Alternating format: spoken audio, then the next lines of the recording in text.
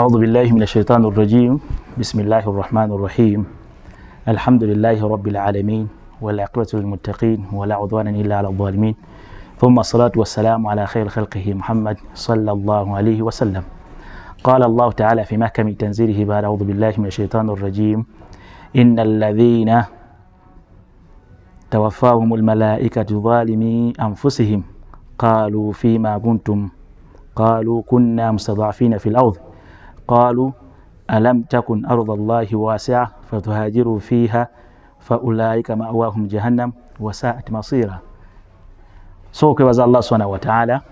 oyashaddemu abo abalamu nofuna omukisa guno ogwokubiri ogwokubanga tutambula nammwe mu darusu zaffe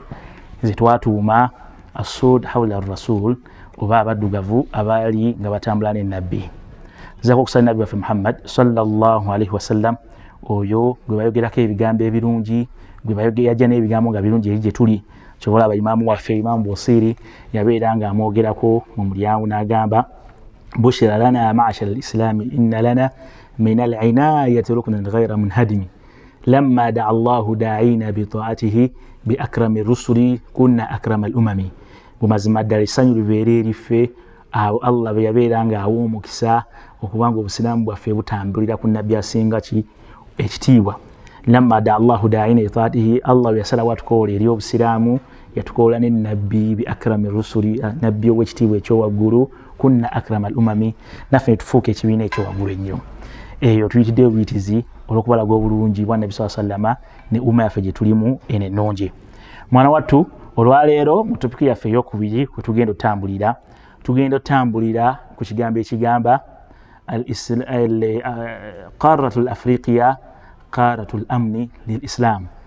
Mu continent oba ekizinga kyaffe ekya Africa oba ekyaffe abaddugavu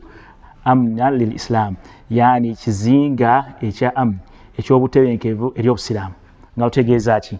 Luli twalaba asulu yaffe abaddugavu twavaawa ne twogera ku nabbi Adamu alayhi salatu wassalam yatondebwa atya, ne twogera ku nabbi Nuhu yatondebwa atya. Kati olwaleero tugenda kukwekenneenya tutegeere obukulu bwaffe oba bwa Afrika yaffe mwe tutambulira kati mwe tulinze naawe abampuliriza, oba gye tumanyi nga mu luzungu abasoma history gye batiyita origin of black man, ensibuko y'abantu ffe abaddugavu nga bo bagamba eri mu Afrika. Aye tusoose waggulu eyo ebadde ng'eyogera ku abo abantu Allah subhanahu wa ta'ala bajja obbuuza ku nnaku lw'ero y'enkomerero mu mwana wattu lwaki temwabeera nga mukola ki? Mwasigala mu nsi ey'obulyazaamaanya ebe yalina abakulembeze nga balyazaamaanya nga tebabakkiriza kukola ddiini yammwe bulungi. Mufosha okutambula mugende mu nsi mwe musobola okweyagaliramu. Naye kitegeeza ki? Si okugyawo entegeera y'abannaffe abamu abatambuza nga beesiba mu busiraamu nga bagamba mbu ensi eyaffe eno gye tulimu the power of Africa mu nsi teri mu butebenkevu kubanga okuliramu mateeka ga busiraamu. Nedda, twebaza gavumenti yaffe n'abasiraamu abakulembeze b'obusiraamu okufaayo okubanga essaawa za leero obusiraamu bwaffe wano bwe tulimu essaawa za leero e Uganda buli ku busiraamu obulungi. Oyambala enkofiira yo, okuza ekirevu kyo, otema empale zo, osaala Ramadhaani, mwazina adhaani zonna, buli kimu. N'abantu abaana b'obuwala b'obusiraamu bagenda ku mirimu nga bali mu mashariya beebikiridde bakoze eki. Kitegeeza tuli mu nsi erimu obutebenkevu bw'obusiraamu. Nera abo nayinza otambuza ebigambo nga bakonjera mbu wano obusiraamu tetubupracticinga bulungi wala tetubukola bulungi. Ekyo ko kabadde kakuyisawo buyisa. Tetugwamu eyo aya ffe wano obusiraamu tubukolera ddala. Kyetugenda okwogerako entambula z'abannabbi oba entambula z'obusiraamu nga ziva bannabbi gye bawangaalira mwana wattu nga bajja wano mu Afrika naye nga bajja mu lwa nsonga kufuna butebenkevu. Yes, oluyinza okyebuuza kisoboka kitya? Mwana wattu, daawa we yabeera ng'ekaluba otudda ku mulembe gwe tumanyi ogwa nabbi Muhammad sallallahu alaihi wasallam, nabbi yasalangawo n'agamba sahaba mugendeeko eno. Nga naye kennyini we yeenyigira mu lugendo lwe olwasooka mu kufuluma e Makka n'agenda e Taifa, newankubadde gye yagenda tebyamutambulira bulungi. Nabwe ekyo ne bannabbi abaamusooka bonna bwe babeeranga mu bitundu bye baalingamu nga sebitambula bulungi baasalangawo batambule. Nabbi tugenda kutambula nga tubatadde mu order. Nabbi eyasooka gwe tumanyi ffenna eyasooka okuba nga ajja mu nsi yaffe eno oba mu Afrika yaffe eno mu continent yaffe y'abaddugavu yali nabbi Ibrahim alayhi salatu wassalam.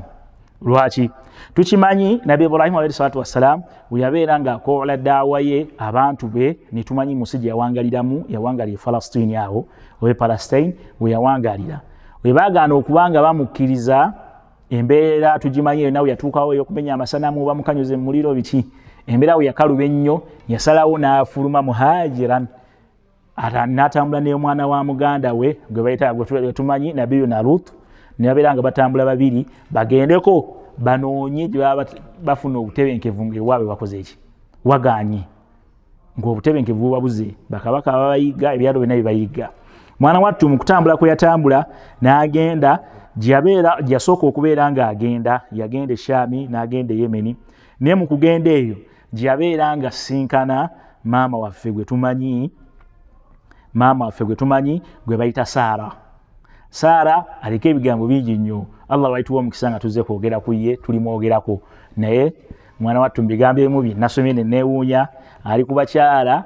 ababeera nga bali mu nsifu nga bakyala balina imaani bakyala bakkiriza ne batuuka oboogerako ebigambo ebigambibwa mbu bannabbi naye ate nga tukimanyi nga bwe twasoma nga batusoma nabo tebaliyo bannabbi bakyala bannabbi bonna babeeranga basajja naye ali omu ku basitulibwa amadaala kubanga baali bakyala bamuttaki nnyo mu kutya Allah waabwe kuviira ddala ku mitima yaffe ne kungulu kwonna n'abeera nga asanga Saara naye nga Saara oyo yali muwala wa kabaka omu gwayita Harran gye yabeera nga amusanga ate nga Harran oyo kabaka ye teyali musiraamu naye muwala we Allah nga yamugulirawo kubanga ategeera ki obusiraamu mwe bakwatagana nye n'abeera nga amuwasa ne basigala nga batambula bonna naye Allah bambi yali yamuleese omukyalo oyo nga tazaala ebbanga lyonna lyebamala naye emyaka egyabwe lya ddala n'atambula naye ne bajja paka we bayingira ensi yaffe gye bayita Masiri oba gye bayita Misiri emu ku nsi enkadde okuva ku kubeerawo kw'abantu ffe okubeerawo kw'abantu kuva dda Misiri nga nkadde weeri. Saara ne Ibrahimu alayhim assalatu wassalaam ne batambula ne mwani ne nabbiyu Nalut ne bajja ne bagenda okuyingira Misiri basanga mu kaseera ako ebyafaayo ebyo ojja kusobola obisanga mu Bidaaya wa Nihaaya nimu ahadisi ezimu ezitunyonnyola nga ezimu hadisi eziri mu Abu Hurayra eziri mu Bukhari nga zitunnyonnyola ntambula ya nabbi Ibrahim alayhi salatu wassalaam naye nga yali adduse waabwe nga wamulemeredde wazibu nnyo n'ajjako afune w'anaatebenkererako agenda otuuka Masiri ebiseera ebyo yali efugibwa kabaka eyali omwononefu naye kabaka oyo mu kujja gy'ali bayita ku booda bayitawo ne Saara alaba omukyala nga muki abaku booda bagamba kabaka waliwo omusajja ayingidde wano naye azze n'omukyala nga mulungi kiswa tugimanyi mpanvu n'agezaako omwegomba n'akola ki byonna bye yakola naye tumaliriza nga nabbi Ibrahim ne mukyala we bawunya obubi bwa kabaka oyo n'abawa ekirabo ekya maama waffe Hajara yabeera ng'avaamu nabbiyu ne Ismail naye era Hajara yabamubawanga mukozi bagende naye. Hajara yali ava mu kika eky'Abaqibutiya tukimanyi ndoza tumanyi ne mukyala wa Nabi sallallahu alayhi wasallam gwe bayita Mariyatul Qibutiya kyekyo ekika emu ku bika ebikadde ebya Misiri nga baali bamunyunga olaba kala zaabwe zaali wakati kati nga olaba aba Ethiopia aba aba Eritrea kala bwezityo si baddugavu nnyo ate si beeru nnyo naye nga bali wakati kati naye nga babalibwa mbaki mbaddugavu kati Mariyatul Qibutiya oba Saara Hajara naye yali ava mu kika ekyo kyekimu ate Hajara tumulabye Sayyidina Hajara tumulabye nga yavaamu Ismail oyo n'abeera ng'avaamu ani olulyo olw'Abawarabu olwabya luviiramu ddala ne nabbi waffe Muhammad sallallahu alaihi wasallam nekitulaga ki bu nabbi na Muhammad sallallahu alaihi wasallam naye mu musayi gwe mwatambulirwamu omusayi gwaffe olw'olugendo tunyumyako mpolampola n'okugezaako okubategeeza mu kuva dda bannabbi baatambulanga ne bajja mu nsi yaffe eno okuba nga bafuna obutebenkevu mu ddaawa yaabwe. Nabbiyu ne Ibrahim we yamala okufuna Saara bali ne Saara ne nabbi Luutu ne Hajara ng'ekirabo neera yavuga n'atambula n'addayo ewaabwe yali awangulira e Falastini we yafiira neera we bamuziika. Ye nabbi waffe asoose okwogerako nga tuli ku mulamu ogugambibwa mu Afrika yali kifo oba neera kifo ekyobutebenkevu eri ddaawa y'abannabbi oba eri ddaawa yaffe ey'obusiraamu.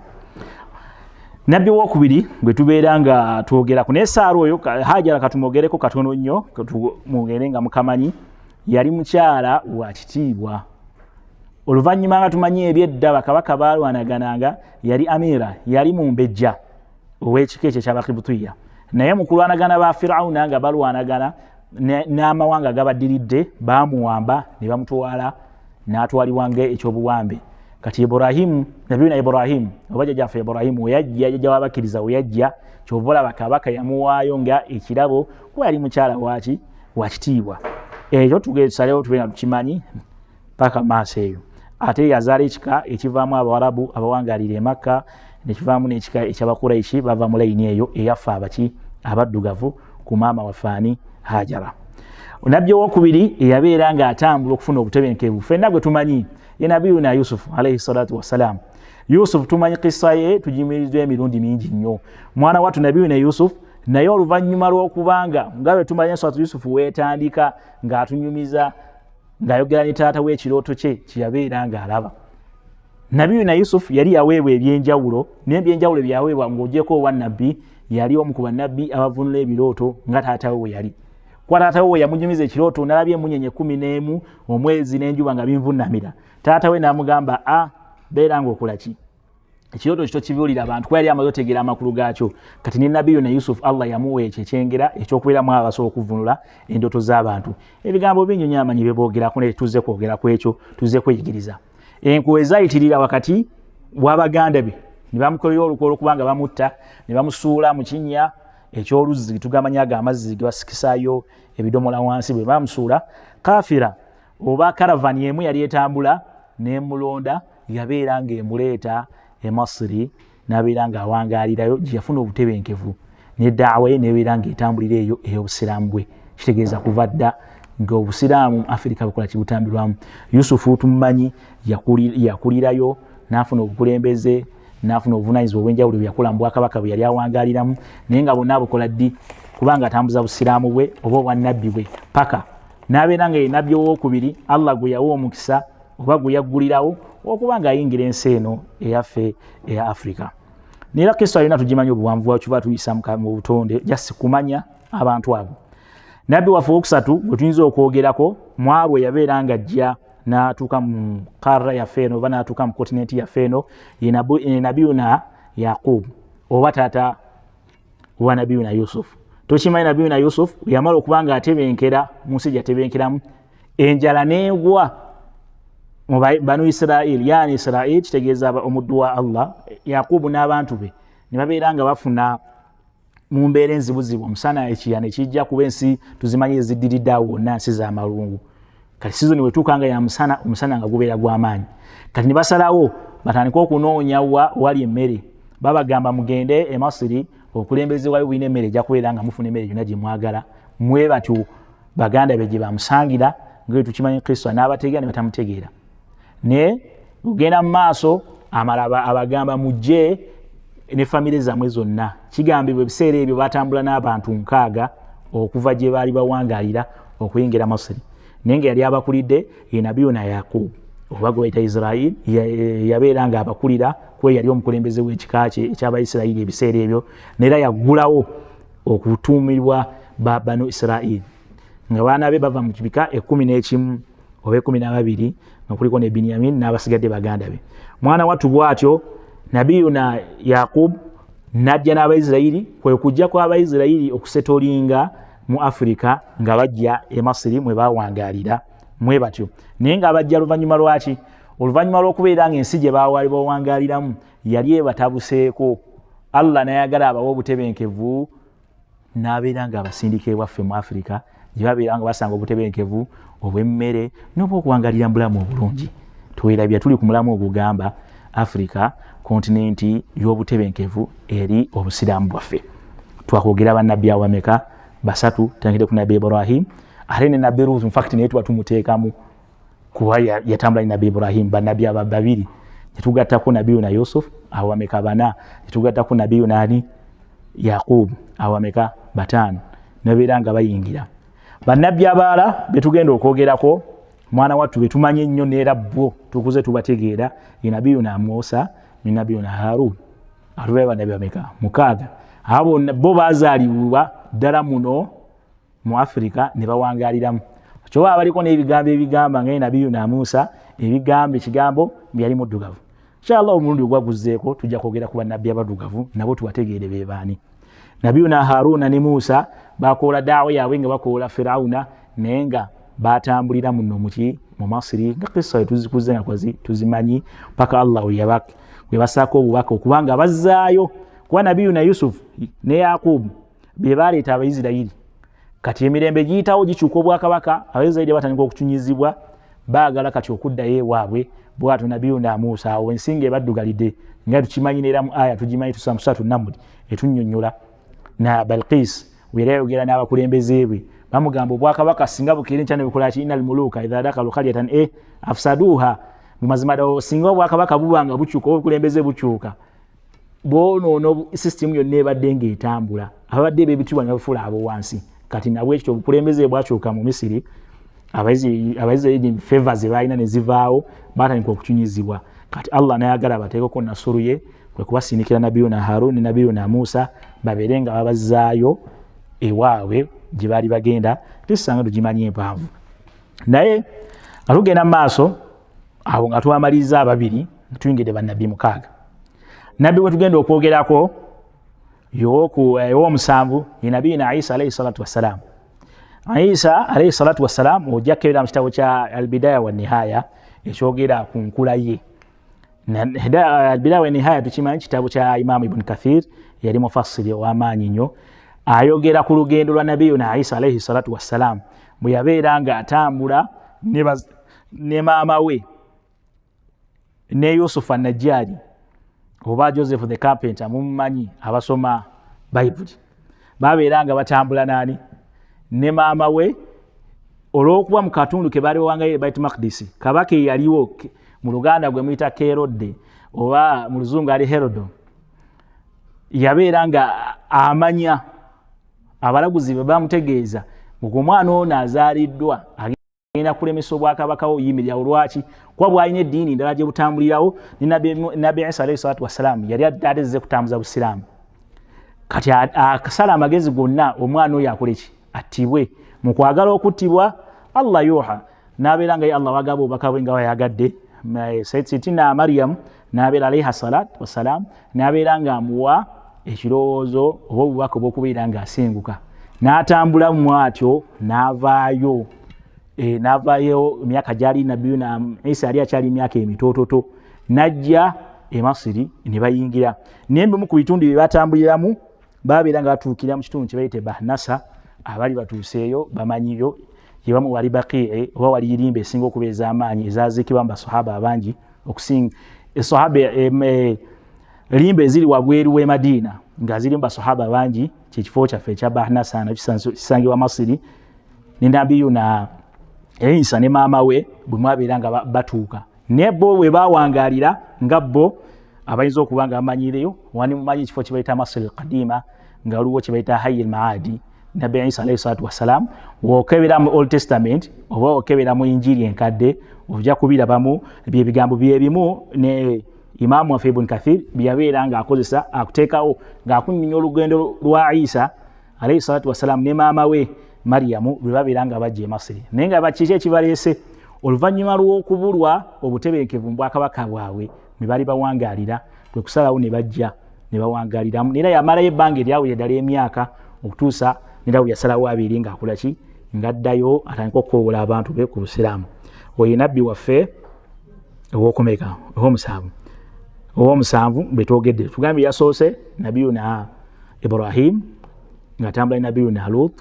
tuddako Nabiyuna Yusuf ne tuddako Nabiyuna Yaqub ne tuddako Nabiyuna Isa wa Musa ne tuddako ne Nabiyuna Isa buli adeha Musa wa Haruna kaniddayo ne Isa ow'omusanvu naye tunatwogedde ku bannabbi abaddugavu tujja kweyongera tulabe ku ashabul aika tuuze aika kyali kiri luddawa kiri mu Tunisia naye tujja byogera ku mundi gwaffe oguddako okwengera okumanya bannabbi abaddugavu inshallah kati tumaze hijira oba okusenguka kw'abannabbi nga bazze mu nsi mu kontinenti yaffe eno naye kufuna butebenkevu naye obutebenkevu tugenda okwogerako obulala nga tumaliriza episode yaffe ya leero bwe butebenkevu bw'abasahaba aba Nabi Muhammad sallallahu alaihi wasallam bwe babeera nga basalawo batambule bajje. Mu kujja kuno mwana wattu hijira yasooka yaliwo mwaka ogwokutaano ogw'obubaka. Basahaba bamera okubeera Madina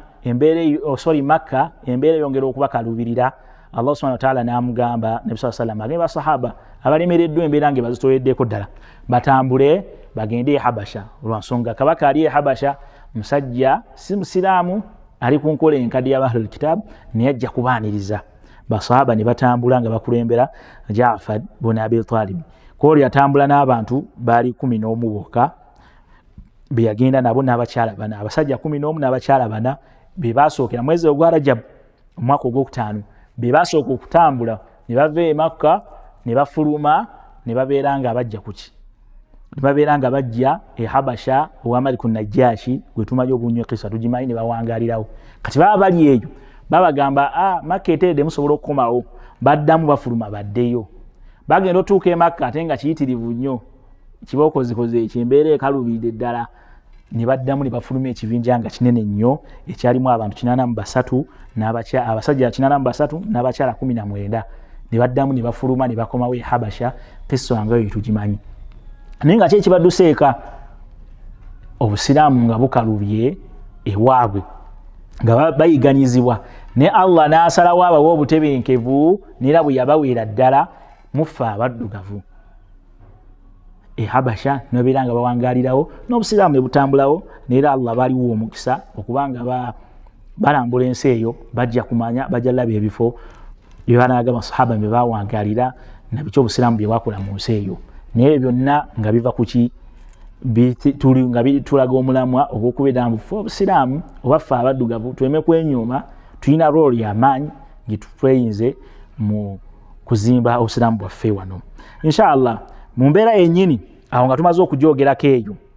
kuba kyetaaga tumanyi mu hijira ey'abasahaba obusiraamu bwasooka kufuluma kujja waffe mbaddugavu mu Habasha nga tebunagendako mu kitundu kirala kyonna oluvannyuma lw'e Makka nga ne Madina tebannasenguka nabbi kutandika abasahaba genda Madina basooka kujja waffe ekyo genda nakyo ng'okikoze eki okinotinze nabwe kityo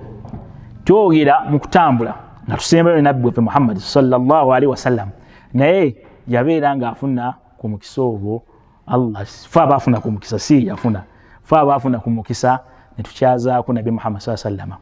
Awaliwo ebigambo ebyabaddewo tujjukira ffenna tumanyi olunaku nabiyuna ya Muhammad sallallahu alaihi wasallam olunaku lumu yafuluma ne taata we omuto Abu Talib ne bagenda bamukolaki mu busuubuzi naye obusuubuzi obwo yadde bamubagamba ebigambo bannyonnyola balaga yatuuka ku coast ezisemberedde ffe nga baza okusuubula Shaami naye teyatuuka ddala Shaami teyatuukira ddala waffe eno mu Afrika wabula mu hadisi ezijja ezimu nga zitunnyonnyola Nabi sallallahu alaihi wasallam nga atutegeeza entambula ya Isra wal Mi'raj mwana wattu yabeera nga Allah atugunnomulako naffe omukisa okumukyazaako mu kiro neera n'asaalirako neera akabbiri mu kifo ekyekitiibwa ekifo kyekiriwa ekifo ekyo ekyekitiibwa ye Tuuru Sayina oba Mountain Sinai. Lwaki bano bonna betwogedde waggulu bannabbi bonna alayhimu salaam abajja ne bajja e Masiri bannabbi betwogerako bonna mwana wattu bonna babeera nga bayita mu kifo ekyo naye ate ye nabbi Musa alayhi salatu wassalaam ye yayogererawo nnyo ne Allah we tola yagamba baada a'udhu billahi minash shaitani rajim bismillahir rahmanir rahim wattiini wazaytun. Allah yalayira omutiini kimera ekimere ekifruit eyo basinga kimate tugimanyi naye nga naye wooma kwaba bagiwoomerwa wazaytun ne zaytun oba abasinga kutuyita zaytun oba mu luzungu etuta olive oil. Ebyo byonna ebintu nga biri mwannyo